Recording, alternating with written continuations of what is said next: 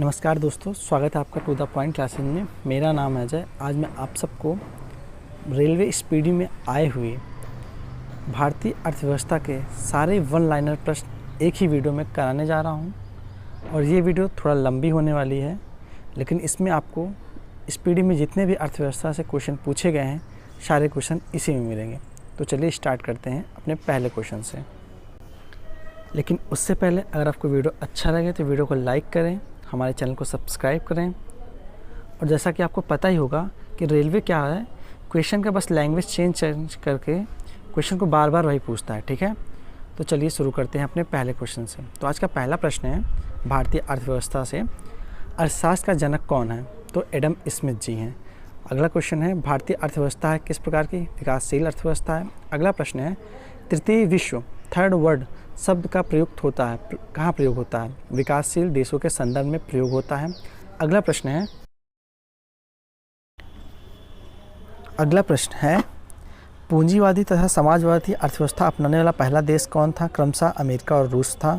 उसके बाद है विश्व की सबसे बड़ी अर्थव्यवस्था अमेरिका की है। उसके बाद है विश्व की दूसरी सबसे बड़ी अर्थव्यवस्था चीन की है। उसके बाद है सकल घरेलू उत्पाद की दृष्टि से भारत का विश्व में 10वां स्थान है। उसके बाद है क्रय शक्ति समानता PPP के आधार पर भारत की अर्थव्यवस्था विश्व में तीसरे स्थान है। ठीक है, मिश्रित अर्थव्यवस्था को अपनाने वाला विश्व का पहला देश फ्रांस था। भारत में अर्थव्यवस्था है मिश्रित प्रकार की। मिश्रित अर्थव्यवस्था का अर्थ है निजी तथा सार्वजनिक क्षेत्रों का सह अस्तित्व।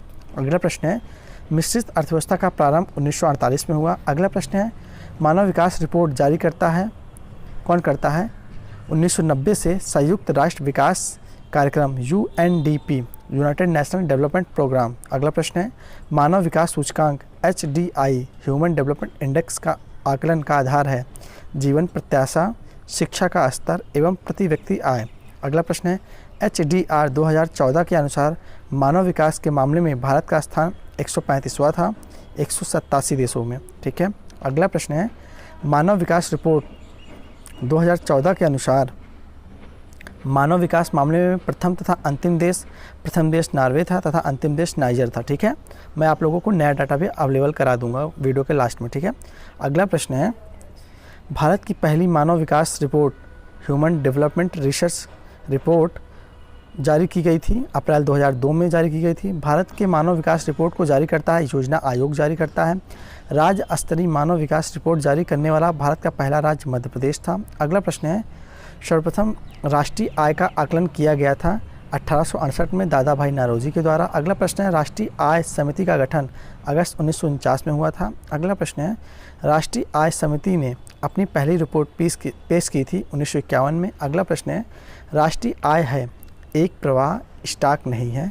अगला प्रश्न है हिंदू वृद्धि दर संबंधित है राष्ट्रीय आय से। अगला प्रश्न है हिंदू वृद्धि दर के अवधारणा के प्रतिपादक थे प्रोफेसर राजकृष्ण थे। अगला प्रश्न है किसी भी देश की आर्थिक विकास दर का सर्वश्रेष्ठ सूचक होता है प्रति व्यक्ति आय होता है। अगला प्रश्न है राष्ट्रीय आय के अनुमान का सबसे पहला सरकारी अनुमान किया गया था 1948 से 1949 में। अगला प्रश्न है राष्ट्रीय आय का सर्वश्रेष्ठ मापक है साधन लागत पर शुद्ध राष्ट्रीय उत्पाद, जिसे हम NNP भी कहते हैं। ठीक है, अगला प्रश्न है वर्तमान में राष्ट्रीय आय की गणना का आधार वर्ष है 2011-12। ठीक है, अगला प्रश्न है वर्ष 2014-15 में भारत की राष्ट्रीय आय में कृषि का योगदान कितना था? तो 17.6% था। अगला प्रश्न है भारत की राष्ट्रीय आय का मुख्य स्रोत सेवा क्षेत्र है। अगला प्रश्न है राष्ट्रीय आय तथा सकल घरेलू उत्पाद, जिसे GDP कहते हैं, का लेखा करता है कौन करता है? CSO करता है। अगला प्रश्न है केंद्रीय सांख्यिकी संगठन, जिसे हम CSO भी कहते हैं, इसकी स्थापना कब हुई थी? 2 मई 1951 को हुई थी। अगला प्रश्न है केंद्रीय सांख्यिकी संगठन ने पहली देशव्यापी आर्थिक गणना कराई थी 1977 में। अगला प्रश्न है CSO का मुख्यालय नई दिल्ली में है। अगला प्रश्न है भारत में GDP सरल घरेलू उत्पाद में सर्वाधिक योगदान वाला राज्य है महाराष्ट्र है।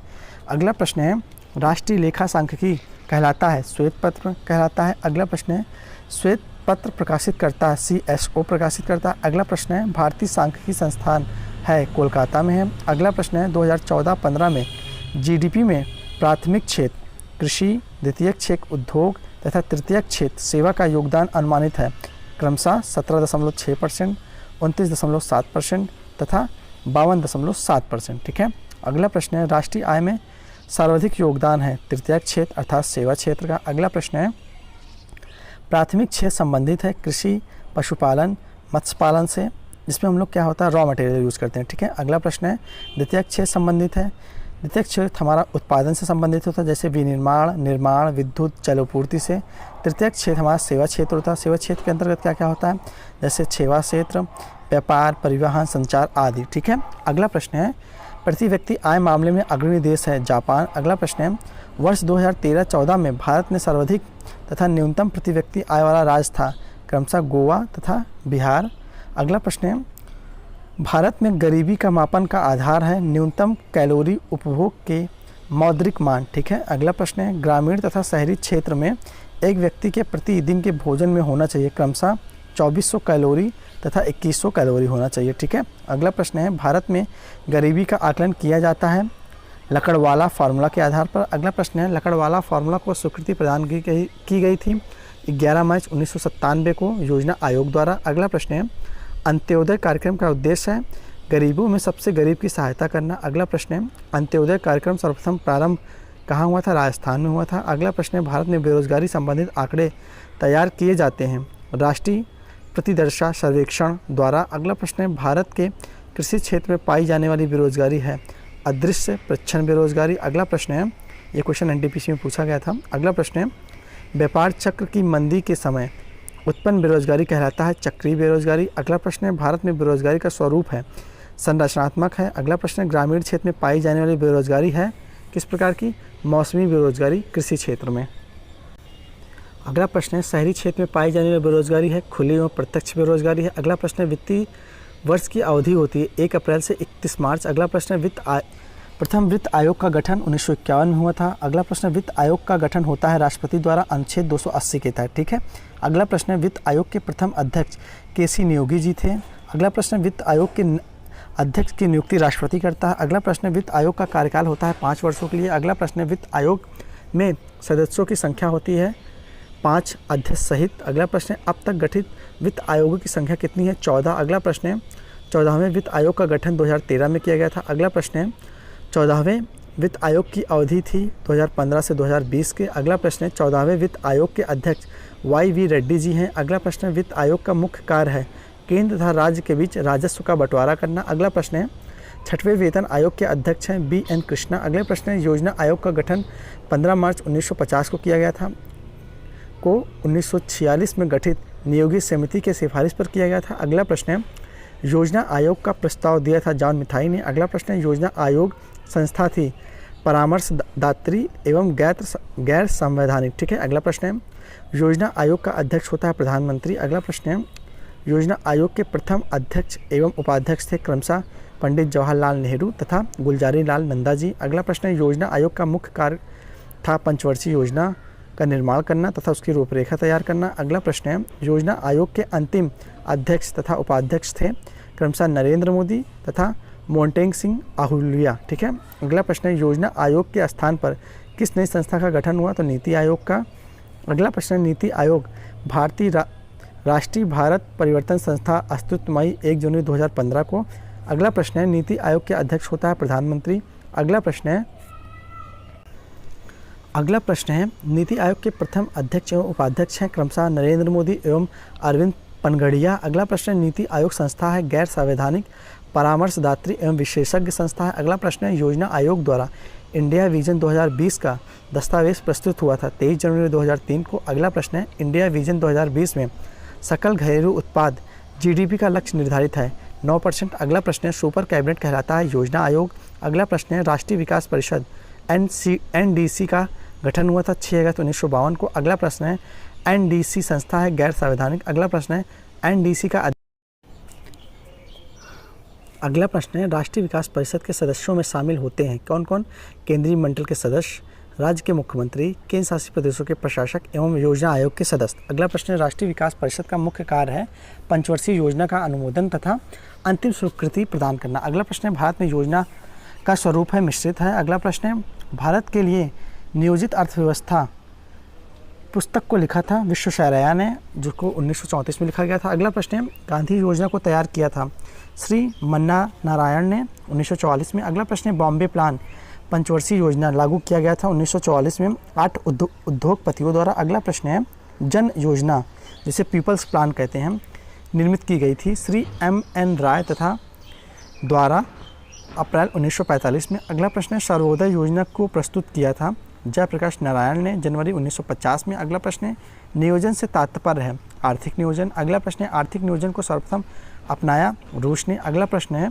आर्थिक नियोजन विषय है समवर्ती सूची में। अगला प्रश्न है, आर्थिक नियोजन की संबंधित अनुसूची है 7वीं अनुसूची। अगला प्रश्न है, नियोजित आर्थिक विकास का शुभारंभ 1951 में हुआ था भारत में। अगला प्रश्न है, भारत में पंचवर्षीय योजना के क्रियान्वयन का दायित्व होता है केंद्र और राज्य पर। अगला प्रश्न है, राष्ट्रीय योजना समिति की स्थापना 1938 में हुई थी। अगला प्रश्न है, राष्ट्रीय योजना समिति के अध्यक्ष थे पंडित जवाहरलाल नेहरू। अगला प्रश्न है, राष्ट्रीय योजना समिति की रिपोर्ट प्रकाशित हुई थी 1949 में। अगला प्रश्न है, भारत में पंचवर्षीय योजना प्रेरित है रूस से। अगला प्रश्न है, प्रथम पंचवर्षीय योजना 1951 से 56 आधारित है हेराल्ड डोमर मॉडल पर। अगला प्रश्न है, प्रथम पंचवर्षीय योजना में प्राथमिकता किस पर दिया गया था? कृषि को दिया गया था। अगला प्रश्न है, द्वितीय पंचवर्षीय योजना 1956 से 1961 आधारित थी पीसी महालनोबिस के मॉडल पर।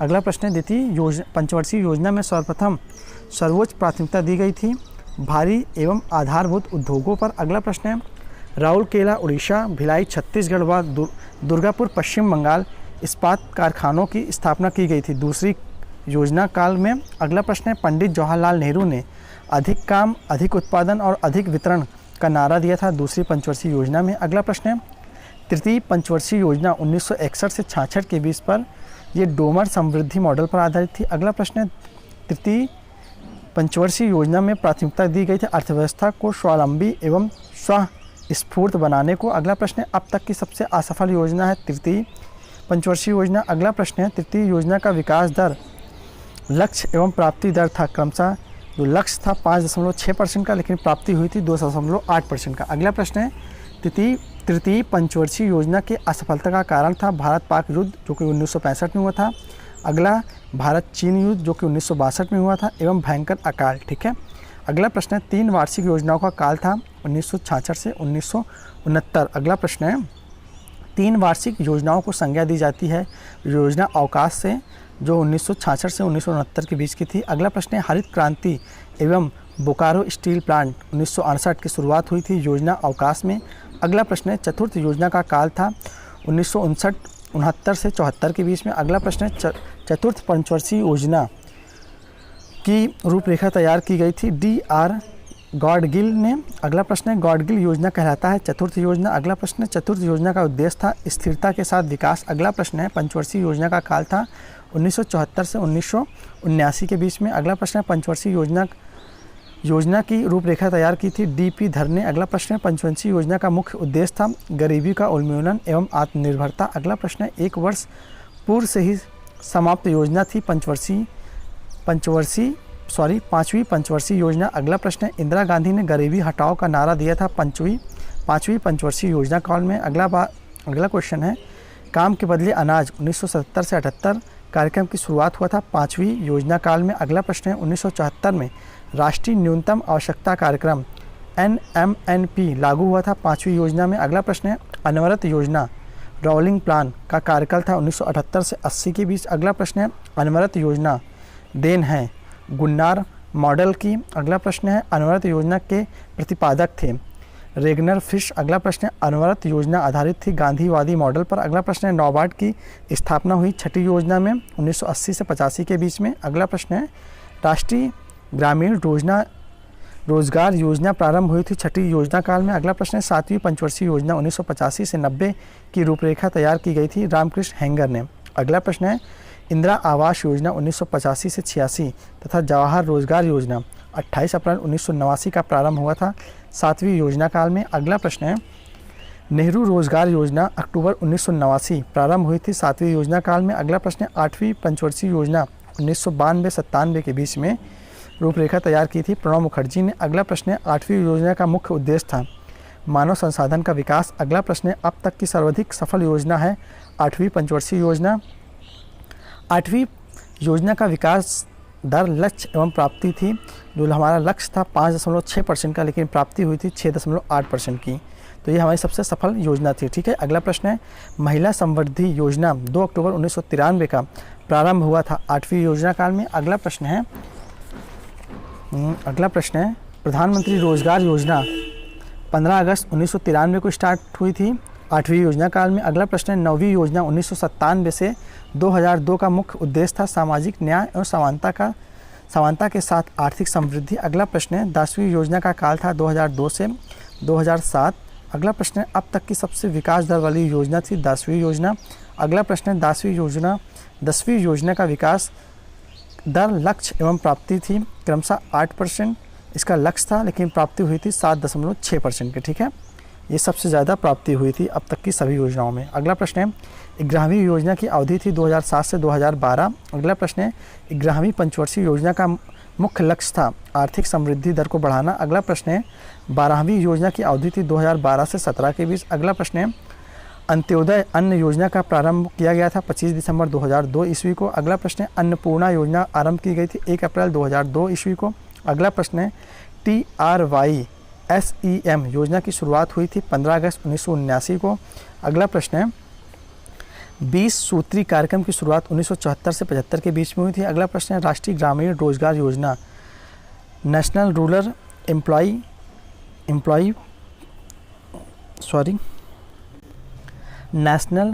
एम्प्लॉय प्लान की शुरुआत 1980 में हुई थी। अगला प्रश्न है, संपूर्ण ग्रामीण रोजगार योजना SGRY का शुभारंभ हुआ था 25 सितंबर 2001 को। अगला प्रश्न है, राष्ट्रीय ग्रामीण रोजगार गारंटी अधिनियम नरेगा की शुरुआत 2 फरवरी 2006 को हुआ था। अगला प्रश्न है, ये क्वेश्चन NTPC में पूछा हुआ है। अगला प्रश्न है, नरेगा का शुभारंभ प्रधानमंत्री मनमोहन सिंह ने आंध्र प्रदेश के अनंतपुर जिले से की थी। अगला प्रश्न है, महात्मा गांधी राष्ट्रीय ग्रामीण रोजगार गारंटी अधिनियम मनरेगा प्रारंभ किया गया था 2 अक्टूबर 2009 को नरेगा की जगह। अगला प्रश्न है, नरेगा के तहत न्यूनतम दैनिक मजदूरी 100 रुपये है, अब ये बढ़ भी गई है। अगला प्रश्न है, भारत में 100 दिन की रोजगार गारंटी योजना की शुरुआत सर्वप्रथम आंध्र प्रदेश में हुई थी। अगला प्रश्न है, सभी जिलों में 100 दिन की रोजगार गारंटी योजना लागू करने वाला प्रथम राज्य बिहार था। अगला प्रश्न है, जवाहर ग्राम समृद्धि योजना का आरंभ 1 अप्रैल 1999 हुआ था। अगला प्रश्न है, सर्व शिक्षा अभियान की शुरुआत 2000-2001 के बीच में हुई थी। अगला प्रश्न है, हरियाली योजना का शुभारंभ किया गया था 27 जनवरी 2003 को। अगला प्रश्न है, कृषक बीमा आय योजना प्रारंभ हुआ था 2003 से 2004 के बीच में। अगला प्रश्न है, स्व जलधारा कार्यक्रम की शुरुआत हुई थी दिसंबर 2002 में। अगला प्रश्न है, प्रधानमंत्री ग्राम सड़क योजना प्रारंभ की गई थी दिसंबर 2000 को। अगला प्रश्न है, प्रधानमंत्री ग्रामोदय योजना प्रारंभ की गई थी 2000 से 2001 के बीच में। अगला प्रश्न है, प्रधानमंत्री रोजगार सृजन कार्यक्रम प्रारंभ किया गया था 15 अगस्त 2008 को। अगला प्रश्न है, राष्ट्रीय कृषि बीमा योजना लागू की गई थी 1999 से 2000 के बीच में। अगला प्रश्न है, ग्रामीण क्षेत्र में महिला एवं बाल विकास कार्यक्रम की शुरुआत हुआ था 1982 में। अगला प्रश्न है, कापर्ट का गठन हुआ था 1 सितंबर 1986 को, मुख्यालय इसका नई दिल्ली में। अगला प्रश्न है, उपभोक्ता की बचत का सिद्धांत दिया था अल्फ्रेड मॉर्सल ने। अगला प्रश्न है, बंद अर्थव्यवस्था का अर्थ है आयात निर्यात बंद। अगला प्रश्न है, न्यूनतम समर्थन मूल्य संबंधित है कृषि से। अगला प्रश्न है, न्यूनतम समर्थन मूल्य लागू करने वाली संस्था है कृषि एवं लागत मूल्य आयोग CACP। अगला प्रश्न है, भारत में सबसे पहले चकबंदी कानून लागू की गई थी 1920 में बड़ौदा में। अगला प्रश्न है, चकबंदी के 2 प्रकार होते हैं, ऐच्छिक एवं अनिवार्य। अगला प्रश्न है, ऐच्छिक चकबंदी की शुरुआत 1921 पंजाब में हुई थी। अगला प्रश्न है, अनिवार्य चकबंदी की शुरुआत 1928 में मध्य प्रदेश से हुई थी। अगला प्रश्न है, देश में सर्वाधिक जोतों का प्रकार है सीमांत जोत। अगला क्वेश्चन है, जोतों का आकार सबसे कम है केरल में। अगला प्रश्न है, जोतों का आकार सर्वाधिक है राजस्थान में। अगला प्रश्न है, भारत में कृषि वर्ष माना जाता है 1 अप्रैल से 31 मार्च। अगला प्रश्न है, रबी फसल बोई जाती है अक्टूबर से नवंबर के बीच में। अगला प्रश्न है, खरीफ फसल बोई जाती है जून से जुलाई में। अगला प्रश्न है, रबी फसल गेहूँ, जौ, चना, मटर, सरसों है। अगला प्रश्न है, खरीफ फसल है चावल, बाजरा, मक्का एवं। अगला प्रश्न है, जायद फसल है ककड़ी, तरबूज, खीरा, सब्जी। अगला प्रश्न है, भारत का मुख्य खाद्य फसल है चावल। अगला प्रश्न है, हरित क्रांति शब्द के सर्वप्रथम प्रयोगकर्ता थे डॉक्टर विलियम गार्ड। अगला प्रश्न है, हरित क्रांति की शुरुआत 1967 से 68 के बीच में हुई थी। अगला प्रश्न है, भारत में हरित क्रांति लाने का श्रेय दिया जाता है गोविंद बल्लभ पंत विश्वविद्यालय को। अगला प्रश्न है, भारत में हरित क्रांति का जन्मदाता माना जाता है MS स्वामीनाथन को। अगला प्रश्न है, हरित क्रांति के विश्व स्तरीय जनक माने जाते हैं डॉक्टर नॉर्मन बोरलॉग को। अगला प्रश्न है, हरित क्रांति से सबसे प्रभावित फसल है गेहूँ। अगला प्रश्न है, हरित क्रांति के समय भारत का केंद्रीय खाद्य एवं मंत्री थे श्री CS सुब्रमण्यम। अगला प्रश्न है, हरित क्रांति का जनक देश है फिलीपींस। अगला प्रश्न है, सर्वप्रथम हरित क्रांति आई थी पंजाब में। अगला प्रश्न है पीली क्रांति संबंधित है तिलहन उत्पादन से, भूरी क्रांति संबंधित है उर्वरक उत्पादन से, लाल क्रांति संबंधित है मांस एवं टमाटर उत्पादन से। अगले प्रश्न है गुलाबी क्रांति संबंधित है झींगा उत्पादन से, श्वेत क्रांति संबंधित है दूध उत्पादन से, रजत क्रांति संबंधित है अंडा उत्पादन से, बादामी क्रांति संबंधित है मसाला उत्पादन से, गोल्ड क्रांति संबंधित है आलू उत्पादन से, नीली क्रांति संबंधित है मत्स्य उत्पादन से। अगला प्रश्न है कृषि क्रांति संबंधित है कृष्ण क्रांति संबंधित है पेट्रोलियम से, ब्राउन क्रांति संबंधित है गैर परंपरागत ऊर्जा से, सुनहरी क्रांति संबंधित है फसल उत्पादन से। सभी क्रांतियों का सम्मिलित है इंद्रधनुषी क्रांति। ठीक है। अगला प्रश्न है प्रत्यक्ष कर है आयकर, संपत्ति कर, निगम कर, मृत्यु कर, भू राजस्व कर, उपहार कर। अप्रत्यक्ष कर है बिक्री कर, तट कर, उत्पादन कर, सीमांत कर। अगला प्रश्न केंद्र सरकार द्वारा लगाया जाने वाला कर है आयकर, निगम कर, संपत्ति कर, धन कर, उपहार कर, सीमा शुल्क एवं कृषि धन पर कर। अगला प्रश्न राज्य सरकार द्वारा लगाया जाने वाला कर है भू राजस्व पर कर, कृषि आय पर कर, बिक्री पर कर, मनोरंजन पर कर, पथ पर कर, मोटर वाहन पर कर। अगला प्रश्न कर ढांचे में सुधार के लिए गठित समिति थी चेलैया समिति, गठन इसका हुआ था अगस्त 1991 में। अगला प्रश्न वर्तमान में केंद्र सरकार के राजस्व का मुख्य स्रोत है निगम कर, जिसे प्रत्यक्ष कर कहते हैं। अगला प्रश्न वर्तमान में राज्य सरकार के राजस्व का मुख्य स्रोत है बिक्री कर, व्यापार कर। अगला प्रश्न केंद्र को सर्वाधिक निम्बल राजस्व की प्राप्ति होती है उत्पादन शुल्क से। अगला प्रश्न नगर पालिका समिति के राजस्व का मुख्य स्रोत है चुंगी कर। अगला प्रश्न है सेवा कर की दायरे में सेवाएं का संख्या है 119। अगला प्रश्न है पहली बार सेवा कर का आरोपण हुआ था 1994 से 95 में चेलैया समिति की संस्तुति पर। अगला प्रश्न है 12वीं योजना का काल एवं विकास दर का लक्ष्य क्या था? क्रमशः 2012 से 2017 इसका लक्ष्य था 9%। अगला प्रश्न है रेखा समिति गठित की गई थी अप्रत्यक्ष कर सुधार के लिए। अगला प्रश्न है वांचू समिति संबंधित थी प्रत्यक्ष कर जांच से। अगला प्रश्न है सर्विस टैक्स की उगाही करता है आयकर विभाग। अगला प्रश्न है वह स्थिति जिसमें वस्तुओं के मूल्य बढ़ते हैं तथा मुद्रा का मूल्य गिरता है मुद्रास्फीति कहलाता है। यह एनटीपीसी में क्वेश्चन पूछा गया था। अगला प्रश्न है भारत में मुद्रास्फीति की माप की जाती है थोक मूल्य सूचकांक द्वारा। अगला प्रश्न है वर्तमान में थोक मूल्य सूचकांक का आधार है वर्ष 2004 से 5। अगला प्रश्न है नया थोक मूल्य सूचकांक में शामिल वस्तुओं की संख्या है 676, पहले 435 वस्तुएं थी। अगला प्रश्न है मुद्रास्फीति से हानि होती है देनदारों को। अगला प्रश्न है मुद्रास्फीति से लाभ होता है ऋणियों को। अगला प्रश्न है भारत में वित्तीय घाटे का मौद्रीकरण प्राप्त किया जाता है सरकार द्वारा ऋण लेकर। अगला प्रश्न है ग्रेशम का नियम है मुद्रा के प्रचलन से। अगला प्रश्न है कानूनी मुद्रा को कहा जाता है फ्लैट मनी। अगला प्रश्न है प्लास्टिक मनी कहा जाता है क्रेडिट कार्ड को।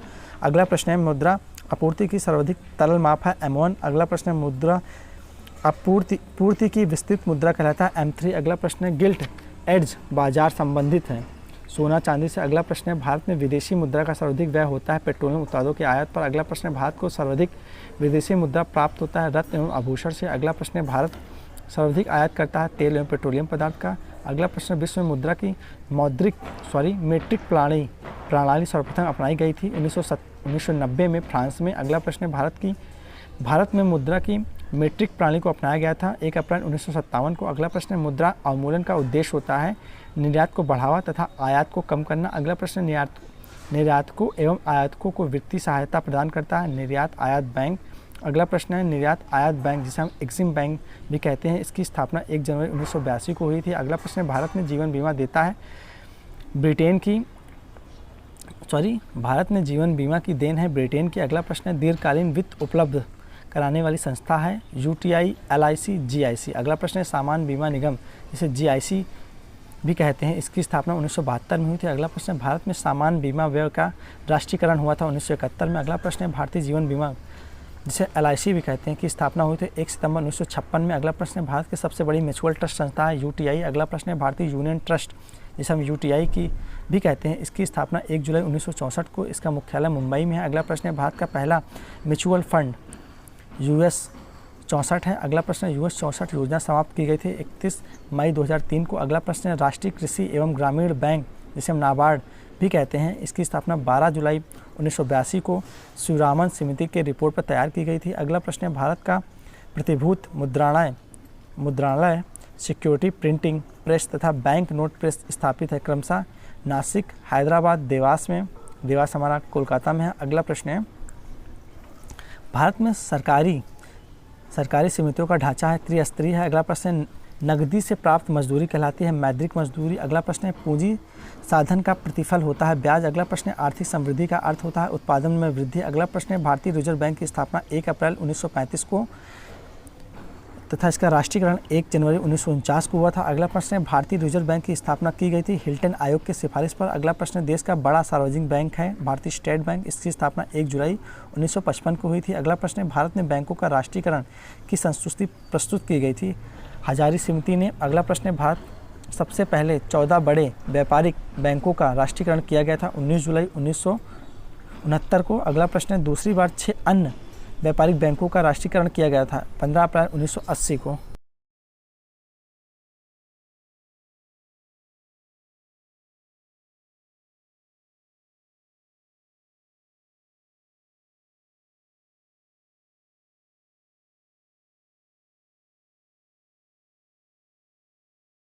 अगला प्रश्न है रिजर्व बैंक केंद्र एवं राज्य सरकार को ऋण प्रदान करता है 90 दिन का। अगला प्रश्न है भारतीय बैंकों का सर्वाधिक शाखाएं हैं यूनाइटेड किंगडम में। अगला प्रश्न है प्रीपेड कार्ड जारी करने वाला पहला वाणिज्यिक बैंक था ओरिएंटल बैंक ऑफ कॉमर्स। अगला प्रश्न है निजी क्षेत्र में पूंजी उगाही करने वाला राष्ट्रीयकृत बैंक है ओरिएंटल बैंक ऑफ कॉमर्स। अगला प्रश्न है नरसिम्हम समिति संबंधित है बैंकिंग सुधार से। अगला प्रश्न है गोईपोरिया समिति संबंधित है बैंक में ग्राहक सेवा सुधार से। अगला प्रश्न देश का पहला मोबाइल बैंक है लक्ष्मी वाहिनी बैंक मध्य प्रदेश।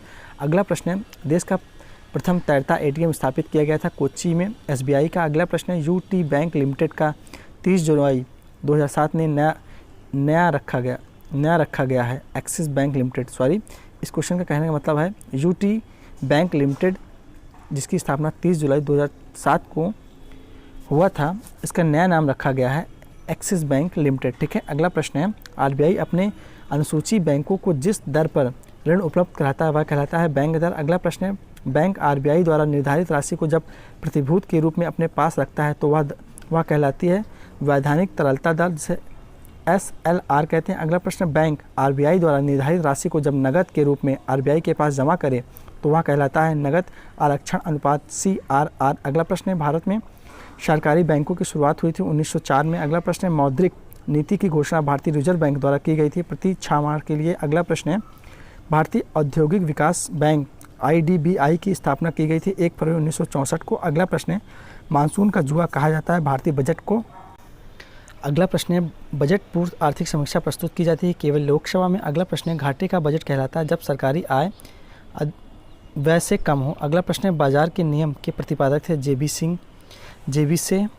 अगला प्रश्न है सरकारिया आयोग का गठन किया गया था 1983 में संसद द्वारा। अगला प्रश्न है अर्थशास्त्र में निवेश का अर्थ है शेयरों की खरीदारी। अगला प्रश्न है भारत का पहला एवं सबसे पुराना बम्बई स्टॉक एक्सचेंज से BSE की स्थापना भी कहते हैं, इसकी स्थापना 1875 ईस्वी में मुंबई में हुई थी। ठीक है। अगला प्रश्न है दलाल स्ट्रीट स्थित है मुंबई में। अगला प्रश्न है राष्ट्रीय स्टॉक एक्सचेंज की स्थापना हुई थी 1991 में फेरवानी समिति द्वारा। अगला प्रश्न है राष्ट्रीय स्टॉक एक्सचेंज का प्रमुख प्रवर्तक है IDBI। अगला प्रश्न है राष्ट्रीय स्टॉक एक्सचेंज का मुख्यालय है दक्षिण मुंबई में वर्ली में। अगला प्रश्न है NIFTY मूल का सूचकांक है NSE का। अगला प्रश्न है तेजड़िया एवं मंदड़िया शब्दावली संबंधित है शेयर बाजार से।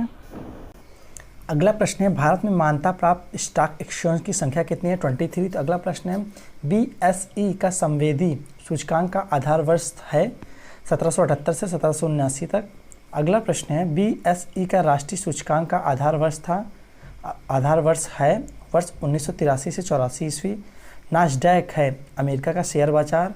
अगला प्रश्न है डो जोन्स शेयर सूचकांक है न्यूयॉर्क स्टॉक एक्सचेंज का। अगला प्रश्न है भारत में शेयर बाजार के लिए मुख्य नियंत्रक का कार्य होता है सेबी का, जिसका मुख्यालय मुंबई में है। अगला प्रश्न है भारतीय प्रतिभूत एवं विनिमय बोर्ड जिसे सेबी कहते हैं, इसकी स्थापना 12 अप्रैल 1988 में हुई थी। इसकी SA दवे समिति की अनुशंसा पर 12 अप्रैल 1988 को हुई थी। अगला प्रश्न है भारतीय खाद्य निगम FCI की स्थापना 1965 ईस्वी में हुई थी। अगला प्रश्न है खाद्य एवं कृषि संगठन FAO की स्थापना 10 अक्टूबर 1945 को इटली में हुई थी। अगला प्रश्न है आर्थिक क्षेत्र में उदारीकरण के लिए नए युग की शुरुआत हुई 1991 से। अगला प्रश्न है विश्वव्यापी आर्थिक मंदी आई थी 1929 में। अगला प्रश्न है नई आर्थिक सुधार की रूपरेखा सर्वप्रथम तैयार हुई थी 1985 में राजीव गांधी के काल में। अगला प्रश्न है विशेष आर्थिक जोन SEZ पारित हुआ था मई 2005 में। अगला प्रश्न है मीरा सेठ समिति संबंधित है हथकरघा से। अगला प्रश्न है सत्यम समिति संबंधित है वस्त्र नीति से। अगला प्रश्न है भारतीय लघु उद्योग विकास बैंक SIDBI की स्थापना हुई थी अक्टूबर 1990 में। अगला प्रश्न है लघु उद्योग में सुधार से संबंधित समिति है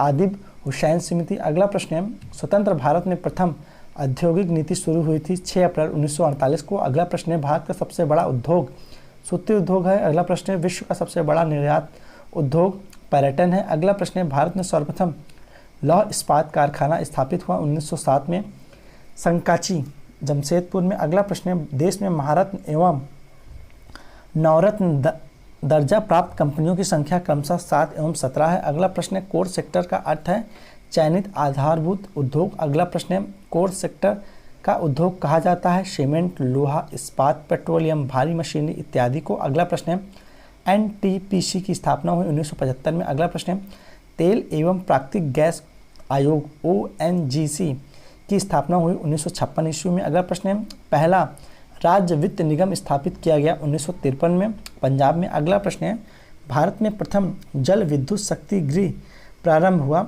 1897 ईस्वी में दार्जिलिंग जो कि पश्चिम बंगाल में है। अगला प्रश्न है इलेक्ट्रॉनिक सामान की गुणवत्ता को प्रदर्शित करता है ISI मार्क। अगला प्रश्न है ISI प्रमाण जारी की गई थी पहली 7 अप्रैल 2003 को। अगला प्रश्न है हॉलमार्क संबंधित है स्वर्ण आभूषण से। अगला प्रश्न है हॉलमार्क योजना आरंभ की गई थी 12 अप्रैल 2002 से। अगला प्रश्न है इको मार्क प्रदान करता है ऐसे उत्पाद पर जो पर्यावरण को हानि नहीं पहुंचाता है। अगला प्रश्न है सर्वप्रथम इको मार्क निर्धारित किए गए साबुन एवं डिटर्जेंट के लिए। अगला प्रश्न है CRISIL जिसे क्रिसिल कहते हैं का पूर्ण रूप है क्रेडिट रेटिंग एजेंसी का। अगला प्रश्न है भारतीय मानक ब्यूरो ISO अस्तित्व में आया 6 जनवरी 1947 को। इसका मुख्यालय दिल्ली में है। अगला प्रश्न है शीतल पेय सॉस आदि के प्रमाणन के लिए प्रयुक्त चिन्ह है FPO। अगला प्रश्न है श्वेत वस्तुओं के अंतर्गत शामिल फ्रिज जनरेटर वॉशिंग मशीन आदि बिजली की वस्तुएं हैं। अगला प्रश्न है भारत में कर्मचारी राज्य बीमा योजना प्रारंभ की गई थी 1952 में। अगला प्रश्न है राष्ट्रीय ग्रामीण विकास संस्था स्थित है हैदराबाद, इसकी स्थापना 1970 में हुई थी। अगला प्रश्न है भारत का सबसे बड़ा नियोक्ता है रेलवे। अगला प्रश्न है केंद्रीय वन आयोग की स्थापना 1965 में हुई थी। अगला प्रश्न है वन अनुसंधान संस्थान की स्थापना हुई थी 1906, स्थिति इसका है देहरादून में। अगला प्रश्न है मृदा समिति संबंधित है सहकारिता आंदोलन से। अगला प्रश्न है विश्व में सर्वाधिक सहकारी संस्थाएं हैं भारत में। अगला प्रश्न है ऊर्जा संकट भारत में सबसे पहले कब महसूस किया गया 1973 में। अगला प्रश्न है कृषि वस्तुओं की गुणवत्ता को प्रदर्शित करता है एगमार्क। अगला प्रश्न है केंद्रीय एगमार्क प्रयोगशाला है नागपुर में। अगला प्रश्न है भारत में पेटेंट अधिनियम सर्वप्रथम पारित किया गया था 1970 में। अगला प्रश्न है ट्रेडमार्क अधिनियम प्रभावी है 15 सितंबर 2003 से। अगला प्रश्न है सेल की स्थापना कब हुई थी, जिसे हम SAIL कहते हैं, इसकी स्थापना 1977 में हुई थी 1974 में। ठीक है। अगला प्रश्न है सफ़ेद सोना कहा जाता है कपास को। अगला प्रश्न है स्वर्ण द्रव्य कहा जाता है पेट्रोलियम को। अगला प्रश्न है बिग पुश सिद्धांत दिया था राडन ने। अगला प्रश्न है सहकारी साख संगठन का प्रारंभ 1904 में हुआ था। अगला प्रश्न है सुपर 301 संबंधित है मुक्त व्यापार में अवरोध से। अगला प्रश्न है भारत का विदेशी व्यापार सर्वाधिक होता है संयुक्त राज्य अमेरिका से। अगला प्रश्न है भारत में विदेशी निवेश करने वाला प्रथम देश कौन था, मॉरिशस था। अगला प्रश्न है ज्ञान प्रकाश समिति संबंधित था चीनी घोटाले से। अगला प्रश्न है सुंदर राजन समिति संबंधित